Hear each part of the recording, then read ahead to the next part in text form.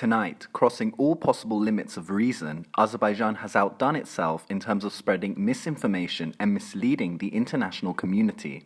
At around midnight, a powerful explosion took place in Ganja, the second largest city of Azerbaijan. This was followed by a string of events, full of falsifications and blatant lies.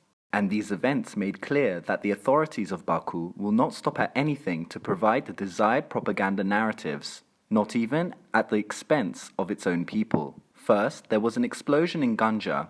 Moments later, the Azerbaijani media was on the spot, covering the rescue operations in real time and live, even though in the case of such strikes, there is no guarantee that another strike will not occur. In other words, if this was a strike, then the local authorities should have at least attempted to prepare for a possible second, third, or fourth strike, and also evacuate the civilian population. But for some reason, everyone was sure that no strikes would follow.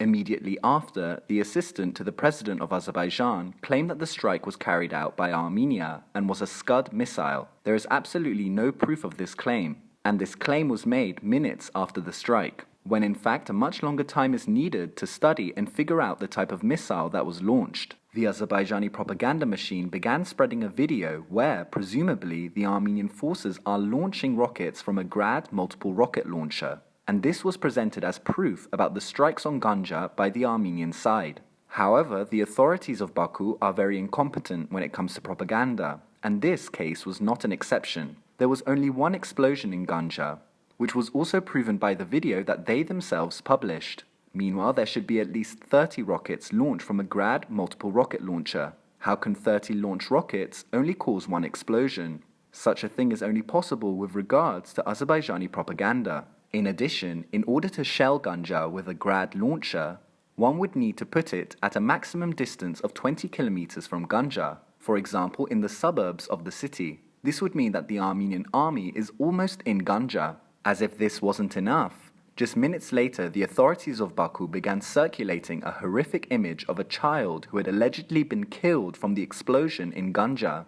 An intensive study showed that this was also a lie. That picture had nothing to do with the current events. The picture was made in Syria 4 years ago. And of course, the most shocking claim is that Ganja was hit from the territory of Armenia. The authorities of Baku are making this claim without having any evidence, which is natural as such evidence could not exist. Armenia has declared multiple times that no rockets, projectiles, or even bullets have been fired from within the territory of Armenia in the direction of Azerbaijan. It is more than obvious that this is an unethical provocation, aimed at using these accusations against Armenia in order to expand the conflict zone.